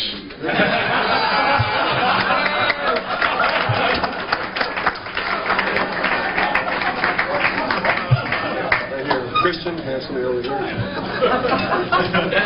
We have only one microphone. You know, if you want to good. shout the question, we'll probably get it, yeah. Well, I could shout it. I would mention one thing, though. There does seem to be an excess of PC. In other words, if an employer says something that an employee doesn't like, he tries to sue and own the joint. Now, when I was a kid, we came up and we said, sticks and stones will break my bones, but names will never hurt me. Now, I would like to see that this new group gets out this atrocious thing of PC, you know, like visually impaired instead of blind. Let's speak plain English and not necessarily be offensive, but knock off of this PC, because as far as I'm concerned, it is political crap, for the lack of a better word. Yeah, you do that. Questions? Right. Right here. Dittos. Congressman-elect Weldon. Dave Weldon, Florida. We've had a lot of recommendations on books we should read, and I was wondering if each of you had a particular reference you would advise us to read. Just one, not five like Newt gave us. Oh, you go ahead. Go ahead. Well, I'll say The Way It Ought to Be if you'll say The Book of Virtues. But it's hard to believe any of you don't have a copy of it. No, that's ridiculous. I would say the first half of Newt's list. I mean, that new stuff, I don't know. The future stuff, I know the past stuff. But, you know, the Federalist, read the Federalist twice. That's my recommendation. After you've read the Federalist, read it again. That'd be great. I don't know what's on Newt's list, but The Road to Serfdom by Friedrich Hayek has just come out in the 50th anniversary. And I'll tell you, I'll tell you what I think about this. Something I was going to mention in my remarks, but unfortunately I ran out of time. But seriously, the one thing that frustrates me as a citizen is when I see the 1980s, the economics of the 1980s, attacked and savaged by liberals and people in the press, and it goes undefended by Republicans. And Reagan goes undefended by Republicans. Supply-side economics, lowering tax rates, rewarding achievement instead of punishing it. Read The Road to Serfdom and learn to defend the 80s. The American people are crying for people to defend the 80s. And if you're afraid to defend the 80s, let me remind you of something. The 80s were not even a campaign issue until the president saw the contract and said, all right, they want to run and repeat the 1980s. Well, we'll welcome that, and I did too. I said, come on, you Democrats. If you want to run against the 1980s, go ahead. They made this election a referendum on the 1980s, and you saw what the American people care about it and think about it. So don't be afraid to defend it. And read The Road to Serfdom, and also The Constitution of Liberty by Hayek, too. I don't know if it's on anybody's list, but over here. Let me make another suggestion. I think one of the issues that's going to be before you this year for sure, talked about it today, is welfare. Get a hold of Marvin Olasky's book, The Tragedy of American Compassion. It is a history of compassion and welfare in the United States, and it will show you, chapter and verse, how bad welfare drove out good. How when the government took over welfare, it essentially destroyed welfare, and will give you something of a model for future plans. It's a wonderful history. It's a wonderful story, and you'll get some great encouragement from it. Rush, the White House wants a liberal talk show host. What are your top 5 nominees? Who are your top 5 nominees? Well, there's only one. Mario Cuomo. I think Mario Cuomo, I think he'd be the perfect guy. Supposedly the greatest communicator the world has ever known, a person who lived off one speech longer than anybody in American politics. And I think that Cuomo would be the ideal guy to show them just how easy it is. The truth of the matter is that there are more liberal talk show hosts than there are conservative. Times Mirror poll has this information. Far more talk show hosts in radio voted for Clinton than voted for Bush. And I'd say the market has spoken. I think there are plenty of them out there. They just haven't. And you know why? It's real simple. What do liberals do? Liberals wring their hands and look for things around America that they don't like, and they criticize it all the time. And they end up criticizing the traditions and the institutions that made the country great, and people have just grown weary of it. Liberals can't look out and laugh at anything, because while one person is enjoying himself with all this misery, nobody should be enjoying themselves. I mean, there's an assault on achievement, there's an assault on enjoyment, there's an assault on people who are enjoying themselves and having a good time, because it's just not morally right that this should happen when there's so much suffering in the world. And therefore, you put somebody on the air who's going to wring his hands every day about that, and he's not going to acquire a large audience. I do not feel threatened by liberal talk show hosts in America. Right over here. Rush, are you planning on any further Dan's bake sales in the next couple of years, and if so, where? You know, Dan's bake sale just evolved. It's like so much of what's happened in my program. It's not, I mean, I'd love to tell people that what's happened to me is a result of a brilliantly conceived and flawlessly executed strategy, but it's largely just been evolution. And Dan's bake sale came about, some guy called and said he was reading a photostat copy of my newsletter. And I said, why photostat? You realize you're breaking the law. You violated my rights by publishing that and copying it. He said, well, my wife hates you and will not let me subscribe. So at the time, third-grade teachers were conducting bake sales to reduce the national debt, if you recall, raising $1.50, $1.75, and sending the money to President Clinton, who was keeping it. And sending faxes back rewarding these people how great they were doing. So I thought maybe a bake sale for this guy to get enough money to buy a subscription to my newsletter. And when things like that happen, I loved it. It was a great time. There was about 60,000 people, and believe me, I think the market's ripe for another one, but the situation and the circumstances have to naturally happen rather than be created. Well, I would say in the interest of posterity, I mean, we shouldn't be selfish. We shouldn't have Rush out on the road. He should stay at home. He's a married man. We should be working on the next generations, little Rushes and Rushettes. This country's going on. The next few generations are going to need their versions of Rush. So, all right, let's take some time at home. Well, the temptation, of course, Rush, is to invite you to the 6th District of Arizona for the next bake sale, but I'll try to withstand that. Let's talk some about the President and his response to what has transpired. Is this firing of the Surgeon General the first development in what will become a Velcro presidency? Will he try to attach himself to our agenda as things develop, you think, over the next 18 months? You want to try that first? I'll try it first. Yeah, I think you're going to see imitation Republican. Last night on the news, we heard that the President may abolish departments, lower taxes, devolve programs to the states. Where did he come up with this? Where might all of this have come from? I think it's transparent, though. I mean, I think if he does this, it's transparent. I mean, this is just fluttering with the wind, and I don't think the American people will respect it. But actually, in some ways, be more impressive for him to move to the left. That would be unpopular. It would show some courage and some core. Not core. It would show some courage. I don't know that there's anything there. But I think he'll try this for a while. He'll try this for a while and see. It's a terrible thing to have to say. It is a terrible thing to have to say. But I think the American people's response to Bill Clinton is that they looked. I mean, the one thing American people want in the president is a kind of firmness, you know, a kind of gravitas, kind of firmness, and they just don't see it there. Now, for the real story, Rush Limbaugh. I think it's a day-to-day thing. What he says today is what counts. What he said yesterday doesn't mean anything. And what he says tomorrow will replace what he says today.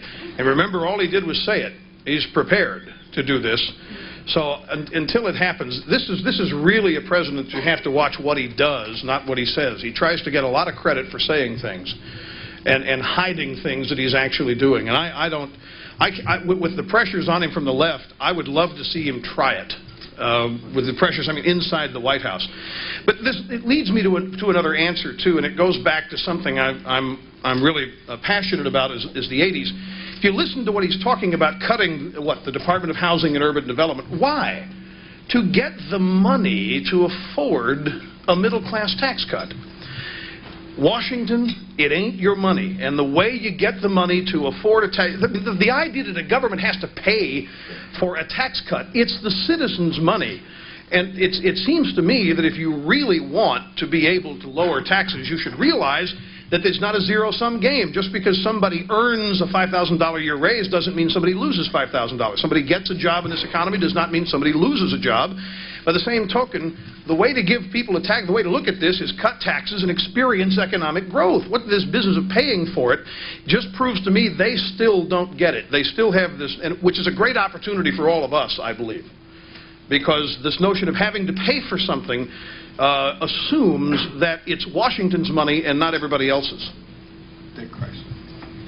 Yeah, we appreciate your, certainly appreciate your help in helping us become the majority makers. And in the next 2 years, we will also need your help to become the majority maintainers. Well, I'm prepared.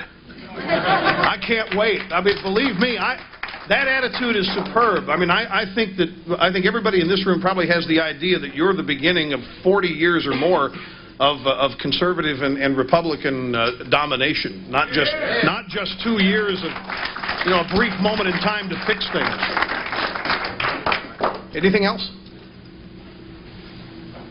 That's it. That's it. Thank you all very much. Thank you all.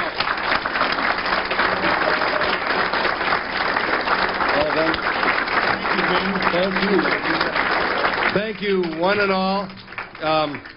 If I could, if you can indulge me for just 1 second. We've thanked each other.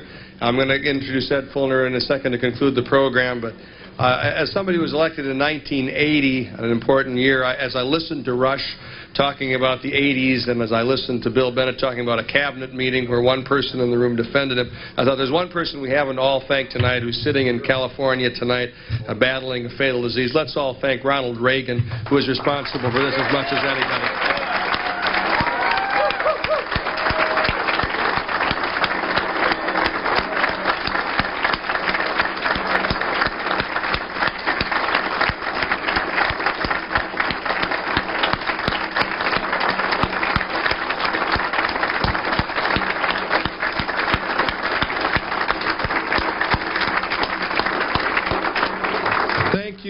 Rush Limbaugh, Bill Bennett, members of the freshman class, for letting me be with you for this tremendous and historic weekend. And now to close our program, the president, founder, developer, and builder of the Heritage Foundation, our friend, Dr. Ed Fulner.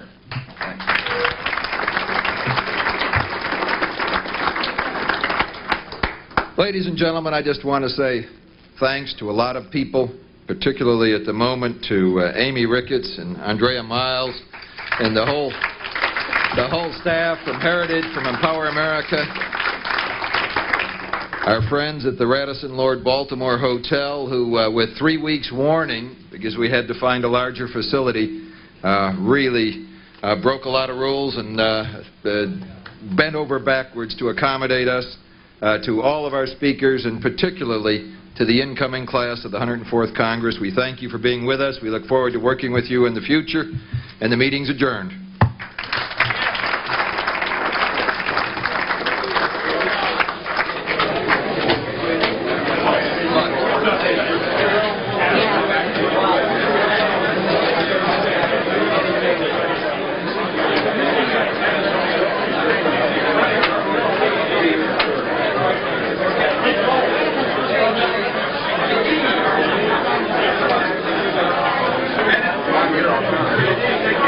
All right,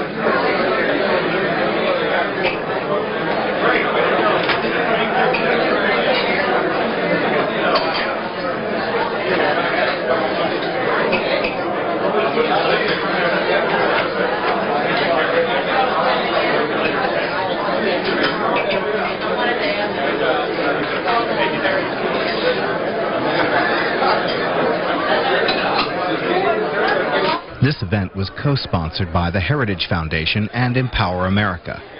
Last evening, former Congressman and Housing Secretary Jack Kemp addressed this group of freshman Republican members of Congress. You can see Mr. Kemp's remarks later tonight on C-SPAN at about 11:10 p.m. Eastern Time, 8:10 Pacific.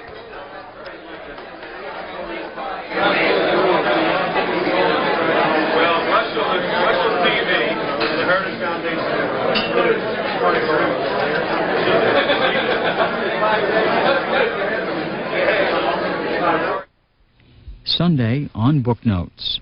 Elizabeth Drew, author and former writer for the New Yorker magazine, discusses President Clinton's transition into office, beginning in late 1992. Because one of his big problems was that his opening days were so awkward, if not clumsy, and people formed impressions then that it was very hard for him to shake. And they were the mistakes that really didn't need to be made. To me, it was astonishing that Bill and Hillary Clinton, very smart people. I mean, you hear they're smart. They are smart. They'd been in and out of Washington a lot. They had networks of friends. They had people here who were very eager to help them and give them advice. And yet they were startlingly unprepared for the presidency. Elizabeth Drew, author of On the Edge, The Clinton Presidency, is this week's guest on Book Notes.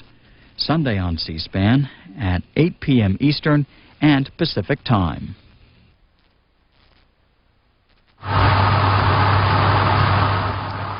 This week, the C-SPAN school bus is in California. On Monday, Western TV Cable hosts a visit to South San Francisco High School. The bus then travels to San Francisco Maritime National Historic Park. Tuesday, the C-SPAN crew joins Viacom Cable in a visit to Castro Valley High School. Wednesday, TCI Cablevision of California hosts a stop at Bancroft Middle School in San Leandro. The bus then continues on to the Hoover Institution on War, Revolution, and Peace. Thursday, the crew meets the staff from Sacramento Cable at the State Capitol Building. Later in the day, the bus tours Sutter's Fort State Historic Park. Friday, the C-SPAN school bus is in Roseville, California. Jones Intercable hosts a visit to Wood Creek High School. And then the crew travels back to Sacramento to explore the California State Railroad Museum. And on Saturday, the bus crew tours the State Capitol Building.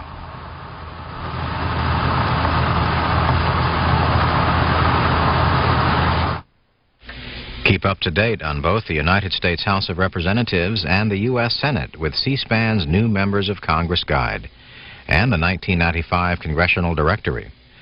The total cost for both publications is $15.95, including shipping and handling. To order, write C-SPAN Publications, 1616 Main Street in Lynchburg, Virginia. The zip code is 24504. Or call toll-free 1-800-523-3174.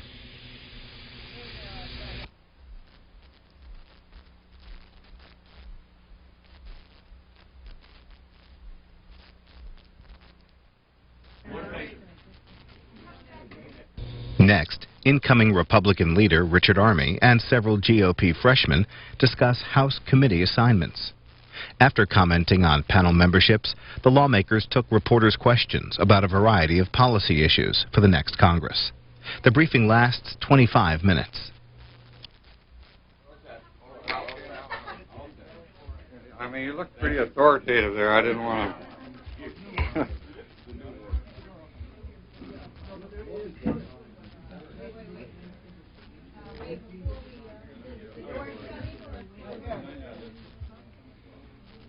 Good morning. Let me say, I would like to make an observation that's off message for a minute. Eddie Gillespie told me to stay on message, but if I can indulge myself. I've been saying for some time now that we were going to have 3 wonderful events in January. We're 2/3 of the way there. We have a Republican majority in the House. We have a Republican majority in the Senate. And in January, we'll close the loop as our beloved Dallas Cowboys go back to the Super Bowl. I just thought I'd mention that. Mr. Army, there's some folks in Arizona. I always like to, create a little dissension, just a little. But let me say, we are very pleased. We have worked very hard in the committee selection process. The freshman class were represented by J.D. Hayworth from Arizona, and Jerry Weller from Illinois, and Zach Wamp from Tennessee. They all worked very hard. Zach, unfortunately, couldn't be with us this morning, but certainly he's been with us through the whole process and deserves his recognition. We are very pleased with the job that the freshmen did representing their class, and we are also very pleased with the manner in which their requests were received by the more ranking members there.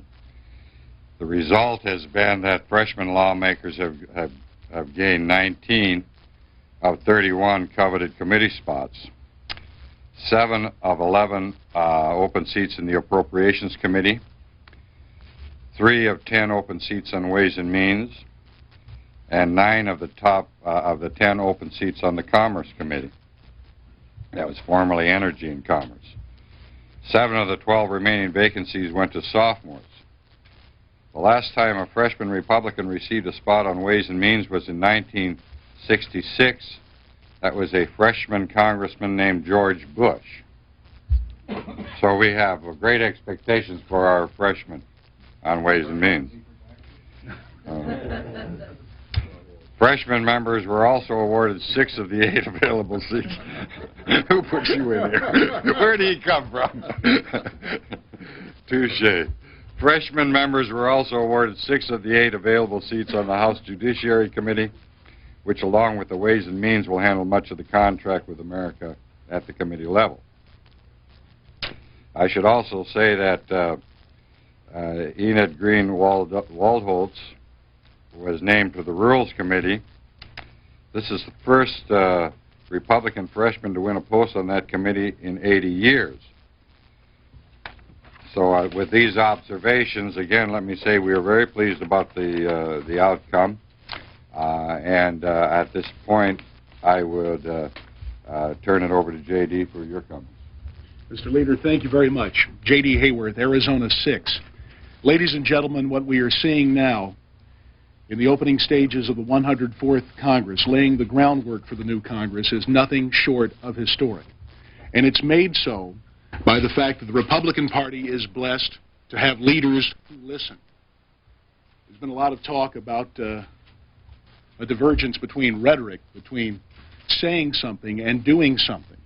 And what we see with these committee assignments are that this new Republican majority is prepared to step forward and lead. While we can't get in really to specifics of the process, I can say as a member of that committee, along with my colleagues, Mr. Weller and Mr. Wamp, we were very gratified that our suggestions were taken into account. We worked very hard with the 73 members of this incoming class of new congressmen to ascertain their desires, their talents, and blend them in with the upperclassmen. We've been able to do so. And the efforts of the Speaker were exceptional to make sure that the interests of the new members were represented at the table. And I would also say, even though there was some lively discussion in the room, the more senior members understood the necessity of having freshmen step to the forefront. So we're extremely excited about the opportunity. We think this shows and demonstrates yet again to the American people that this new Republican majority is in a position to step forward, to govern, and to deliver on the contract with America. Jerry Weller from Illinois. Jerry Weller from Illinois 11. I think J.D. just hit the nail right on the head. The class that I came in with, 73 new freshmen Republican members of this Congress, came to Washington to change how Washington works. 2 years ago, there was another class that came to Washington saying they were going to bring about reform. Their leadership headed them off at the pass and even held meetings with them weeks before those new members came to Washington to serve in the Congress. The exact opposite occurred with the leadership that we're working with today. The leadership that we have in Newt Gingrich and Dick Armey and Tom DeLay and others has been listening to the concerns and the ideas of the new members of Congress. When you look at the numbers, 120 of the most prime positions, the most coveted positions, went to new members of this class. It shows that in their new Republican majority, there's a commitment to change how Washington works. And if you just go down the list, and if you look at the committees that are going to implement the contract with America,